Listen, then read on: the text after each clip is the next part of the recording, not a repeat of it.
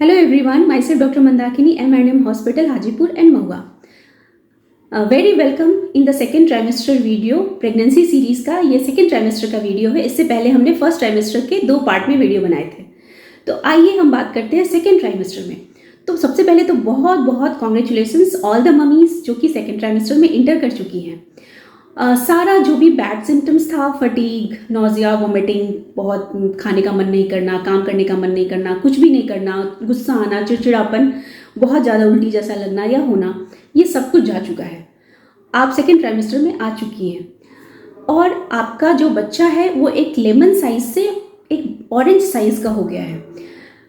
Second trimester के starting में आपका बच्चा 7.5 सेंटीमीटर का और लगभग 30 ग्राम का होता है, और जब सेकेंड ट्राइमेस्टर एंड होने वाला है यानी कि 25 वीक में आपके बच्चे का वजन 270 ग्राम के करीब हो जाता है और एक बड़े ऑरेंज यानी कि लगभग 30 सेंटीमीटर का हो जाता है। बच्चे का मूवमेंट आपको पता चलने लगता है। मूवमेंट तो 8 हफ्ते पे ही आ जाता है, लेकिन आपको पता चलता है अगर आप पहली बार माँ बनी हैं तो लगभग 18वें से 20वें हफ्ते में। घबराइए नहीं, अगर आपका 20वां हफ्ता चल रहा है तो एक हफ्ता और वेट करिए। आप बिल्कुल नहीं है, आपको बच्चे का मूवमेंट हो भी रहा है तो पता नहीं चल रहा है। और स्टार्टिंग में जो बच्चे का मूवमेंट बिल्कुल गैस की तरह, हमारे पेट में जो गैस घूमता है वैसा होता है, और कभी कभी लगेगा कि कीड़ा अंदर छू गया, इस तरह से सेंसेशन फील होता है। वाइब्रेशन टाइप का फील होता है जिसको हम लोग फ्लटर बोलते हैं, और धीरे धीरे ये स्ट्रांग होता है, किक होता है। तो अगर आप दूसरी और तीसरी बार माँ बन रही हैं तो आपको और पहले बच्चे का चाल पता चलेगा लगभग 15वें हफ्ते में।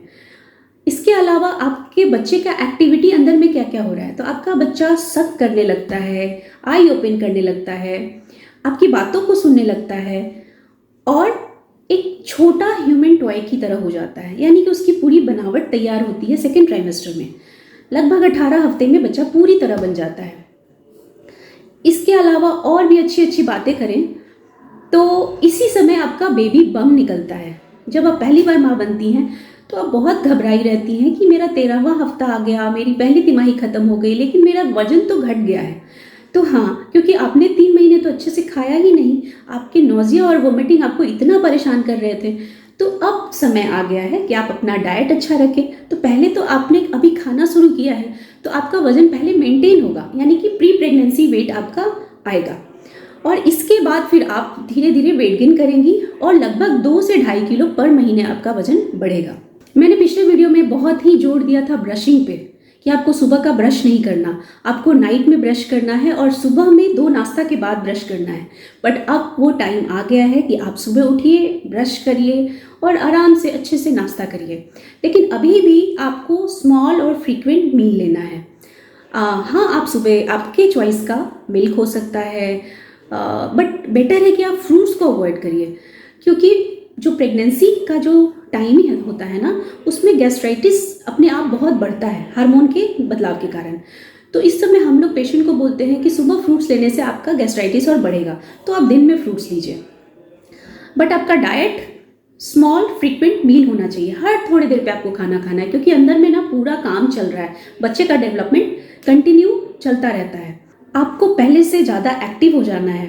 पहले तिमाही में आपने बहुत आराम किया, बहुत परेशानी के साथ आराम किया, आपने अपने आराम को एंजॉय नहीं किया। बट अब जो सेकेंड ट्राइमेस्टर है इसमें आप अपने एक्टिविटी को एंजॉय करने वाली हैं। आप हर वो चीज़ करिए जो आप प्रेगनेंसी के पहले करती थी।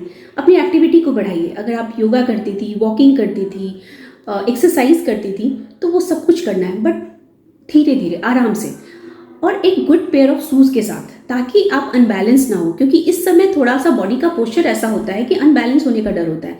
इसलिए हम लोग पेशेंट को बोलते हैं कि स्लीपर पहनना है तो बिल्कुल फ्लैट पहनना है, और अगर आप कुछ एक्टिविटी कर रही हैं जैसे वॉकिंग कर रही हैं तो एक गुड पेयर ऑफ शूज़ पहनना है। इसके बाद हम बात करते हैं कुछ परेशान करने वाली बातों पे, जैसे कि पेशेंट को फेस में बहुत सारा दाग हो जाता है, तो उसके लिए मत घबराइए, ये भी हार्मोन के कारण है, और ये आपका जैसे ही प्रेगनेंसी खत्म होगा ठीक हो जाएगा। बट अपने बॉडी को हाइड्रेट करके और मॉइस्चराइज करके रखिए, अच्छा बैलेंस खाना खाइए। इसके बाद स्ट्रेच मार्क, जो कि बहुत ही कॉमनली ओपीडी में पूछा जाता है कि मेरा स्ट्रेच मार्क हो ही ना, इसके लिए क्या करना है। तो बहुत फैंसी क्रीम के बारे में मैं बात नहीं करूँगी, क्योंकि स्ट्रेच मार्क एक बहुत ही वरदान कह सकते हैं, ये उन्हीं को मिलता है जो प्रेग्नेंट होती हैं। तो स्ट्रेच मार्क के लिए पॉजिटिव सोचिए। और इसको कम कैसे करना है, तो उसके लिए आप कोकोनट ऑयल या फिर ऑलिव ऑयल में एलोवेरा जेल मिक्स करके आप अपने स्किन को मॉइस्चराइज करिए, हर वो जगह जो स्ट्रेच होता है। जैसे स्ट्रेच मार्क प्रेगनेंसी के दौरान बहुत ज़्यादा कॉमन है ब्रेस्ट पे, एब्डोमेन पे, थाइस पे, तो अपने स्किन को मॉइस्चराइज करके रखिए, स्ट्रेच मार्क बिल्कुल कम होगा। अब जो है वो है पाइल्स। तो आपका कॉन्स्टिपेशन फर्स्ट ट्राइमेस्टर में भी हुआ था, यानी पहली तिमाही में भी था, और वो कंटिन्यू रहेगा दूसरी और तीसरी तिमाही में भी। तो इसको कैसे मैनेज करना है, तो इसके लिए आपको अच्छा हाइड्रेशन, खूब सारा पानी पीना है और मोटा खाना खाना है, जैसे सैलेड्स, स्प्राउट्स, इन सब का सेवन करना है, जिससे आपका जो स्टूल है वो बल्की होगा और आपको स्टूल पास करने में दिक्कत नहीं होगा। बैक पेन और लेग क्रैम्प, ये बहुत ही परेशान करने वाला प्रॉब्लम है जो कि सेकेंड ट्राइमेस्टर से स्टार्ट होता है। तो सबसे इंपॉर्टेंट चीज़ है कि आपका डाइट अब तक सही नहीं रहा है, अब जाके आपको अपना कैल्शियम सप्लीमेंटेशन पे ध्यान रखना है, यानी कि गोलियां तो लेनी ही है, प्लस आपको अपने डाइट में 1 लीटर दूध लेना है। बहुत टफ है 1 लीटर दूध लेना, लेकिन फिर भी आपको कैल्शियम का इनटेक को बढ़ाना है। दूध से बने सामान, मड़ुआ यानी कि रागी बहुत ही अच्छा स्रोत है कैल्शियम का, मखाना एक बहुत अच्छा स्रोत है कैल्शियम का। तो इस तरह से आपको अपने कैल्शियम रिच डाइट पे ध्यान देना है। आपको अपने पोस्चर पे भी ध्यान देना है, जैसे कि अगर आप सीधा सोती हैं तो आपके बच्चे का भार आपके स्पाइन पे जा रहा है, वहाँ पे दब रहा है नस, और जिसके चलते आपको दर्द होता है। तो आपको लेफ्ट लैटरल पोजीशन में सोना है। इससे आपको 2 फायदा मिलेगा। एक तो आपके बच्चे का ब्लड सप्लाई जो आपसे जा रहा है वो बिल्कुल अच्छा जाएगा, दबेगा नहीं, वहाँ पे जो भी अयोटा होता है वो दबेगा नहीं, और दूसरा आपका कमर पेन भी नहीं होगा, पैर दर्द भी नहीं होगा। फर्स्ट ट्राइमेस्टर में आपको बार बार पेशाब लग रहा था, जो कि बिल्कुल नॉर्मल है, बट सेकेंड ट्राइमेस्टर में आपका पेशाब करने का हैबिट चेंज होगा, आपको पहले से कम पेशाब लगेगा। अगर बार बार पेशाब लग रहा है सेकेंड ट्राइमेस्टर में, तो कहीं ना कहीं ये हो सकता है यूटीआई हो, जो कि बहुत कॉमन है सेकेंड ट्राइमेस्टर में। तो इस कंडीशन में अगर ऐसा होता है तो आप अपने डॉक्टर के पास जाइए, वो आपका रूटीन यूरिन करवाएंगी, आपको टेस्ट कराएंगी, ब्लड शुगर कराएंगी, और फिर उसको कुछ अगर ज़रूरत है तो कुछ मेडिकेशन भी बताएंगी। तो अब बात करते हैं इंपॉर्टेंट इन्वेस्टिगेशन सेकेंड ट्राइमेस्टर में। तो इंपॉर्टेंट इन्वेस्टिगेशन में आता है एक ट्रिपल मार्कर, क्वाड्रपल मार्कर, जो कि सेकेंड ट्राइमेस्टर में होता है, जिसमें बच्चे का हम लोग कुछ जेनेटिक डिसऑर्डर है, सिंड्रोमिक बेबी तो नहीं है, ये चेक करते हैं, और फिर इसको कंफर्म करते हैं। एक तो 11वां से 13वां हफ्ता में होता है एंटी टेस्ट, एक अल्ट्रासाउंड है उससे, और दूसरा और अच्छे से कंफर्म होता है ये लेवल 2 के अल्ट्रासाउंड में, जो कि 18वां से 22वां हफ्ता में होता है। तो ये आप अल्ट्रासाउंड को बिल्कुल मिस मत करिए, खासकर लेवल 2 अल्ट्रासाउंड को बिल्कुल मिस मत करिए। इस समय आपका बच्चा बनावट में पूरी तरह बन चुका है, तो इस समय ये टाइम है कि आपके बच्चे का बनावट पूरी तरह से हुआ कि नहीं वो देखने का। इसके अलावा आपके थायराइड प्रोफाइल, आपके हीमोग्लोबिन, आपके ब्लड शुगर हर मंथ में रिपीट कराए जाएंगे। तो इस तरह से आपकी जर्नी सेकेंड ट्राइमेस्टर की बढ़ती है, क्या करना है और क्या नहीं करना है। तो इस समय आपको अगर घर के छोटे मोटे प्लान्स हैं, छोटा ट्रैवलिंग है, तो आप बिल्कुल कर सकती हैं।